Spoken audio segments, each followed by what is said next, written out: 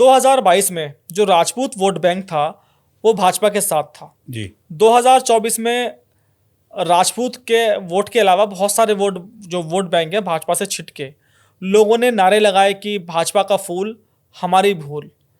2027 का अब चुनाव आने वाला है और एक तरह से मैं मानूंगा कि इलेक्शन ईयर है ये। जी। यूजीसी जैसे कानून, इसके अलावा जातियों में जिस तरह से लड़ाइयाँ हो रही हैं, आपके बुंदेलखंड में कुर्मी वर्सेस लोधी चल रहा है, उधर प्रदेश अध्यक्ष के ऊपर ये टैग लग गया है कि भैया वो ब्राह्मण विरोधी हैं। तो जातियों में इतनी सारी लड़ाई जब रहेंगी तो आप लोग चुनाव 2027 में कैसे जीतेंगे? नहीं, हम इससे ऊपर उठ गए हैं। हमारे लिए सब एक ही जाति के हैं और हमारी एक ही जात है, वो है बुंदेलखंड। हम सबसे यही कहते हैं कि देखिए, लड़ने और मर मिटने के लिए बहुत समय है। संगठित होकर खड़े हो जाइए और बुंदेलखंड राज्य बनाइए। इसीलिए हम देखिए, ना तो हमने इस पूरे के पूरे आंदोलन को कोई कलर दिया है, ना हम किसी पार्टी पॉलिटिक्स के उसमें खड़े हैं। हमारे आप पूरे जितना भी लिटरेचर उठा के देखें, हमने केवल छत्रसाल और महारानी लक्ष्मीबाई और हरदौल, इन तीनों को हमने आदर्श माना है, हमने कहीं नहीं।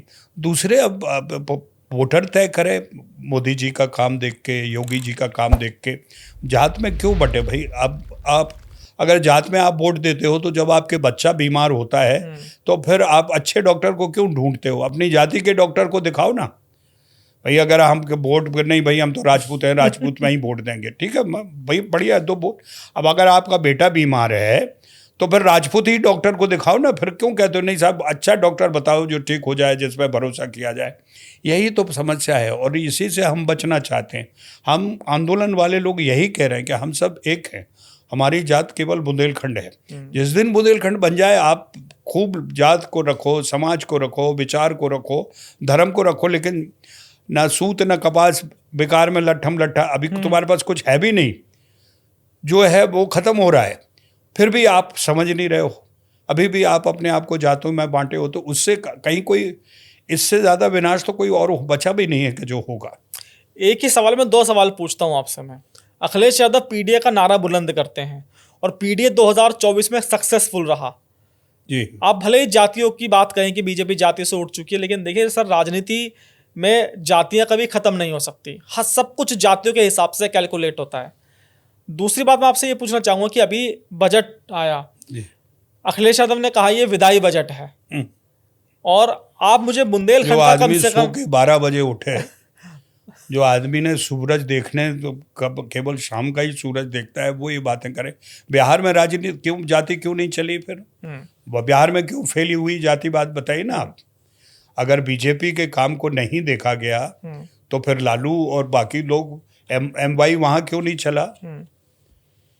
कुछ नहीं है, इन्हीं के खुद के समाजवादी बहुत सारे यादव लोग छोड़ के दूसरी पार्टी में, भाजपा में और दूसरी पार्टी में आने के लिए तैयार हैं।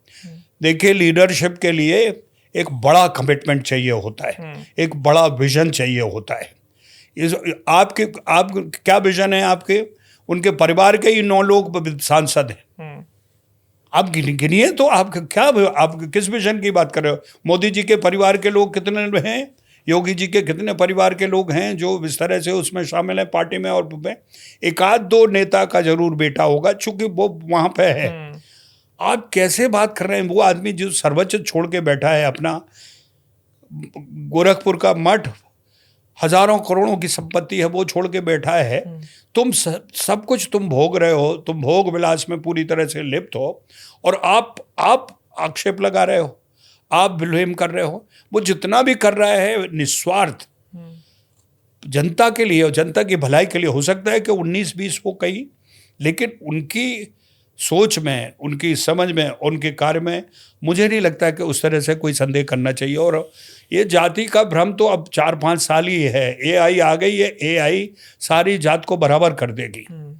ये इतना बड़ा गेम चेंजर है। आप सोचिए, अब 3 दिन से मैं जो पढ़ रहा हूँ, अनुराग भाई, हम 5 साल बाद या 3 साल बाद बैठेंगे, सारी चीज़ें बदली हुई हमें मिलेंगी। ये जातिवादी के सारे कंसेप्ट इतने जल्दी खत्म होने वाले हैं कि कोई सोच भी नहीं सकता है।